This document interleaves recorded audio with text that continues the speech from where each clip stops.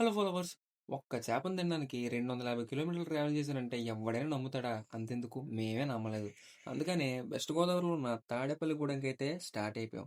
మరి ఇంక అక్కడికెళ్ళాక నా ఫ్రెండ్ ఇప్పుడేం చేపలు తింటార్రా సరదాగా సాయంత్రం అలా టిఫిన్ తీసి వద్దాం పదండి అని చెప్పేసి మమ్మల్ని తీసుకెళ్ళిపోయాడు. అంటే మేము మార్నింగ్ కూడా తినలేదనమాట. ఇంక అక్కడికెళ్ళాక చట్నీతో కుడుమునేసి మెల్లిగా ఎస్కేప్ అయిపోయాం. చట్నీ మాత్రం చాలా బాగుంది. ఇంకా అంత తిన్నాక ఒక మంచి గ్లూకోమీటర్ తాగకపోతే ఎలా? అందుకని ఒక ఎలక్ట్రోలైసిస్ తాగేసి అలా సాయంత్రం వెళ్తూ ఉన్నాం. ఇంకా టిఫిన్ ఎక్కడ బాగుంటదా అని ఆలోచిస్తూ ఉండగా మా వాడు పరాటాలు బాగుంటాయి అనేసరికి మనిషో పరాటా వేస్తాం.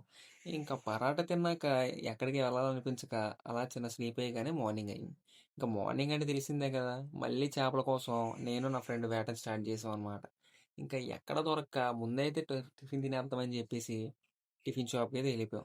ఇంకా అక్కడికెళ్ళాక దోసలు బావుంటాయి అనేసరికి మనిషో దోస ఏసాం. కానీ దోస తింటే మాత్రం అంటే దోసలాగే ఉంటదనుకోండి.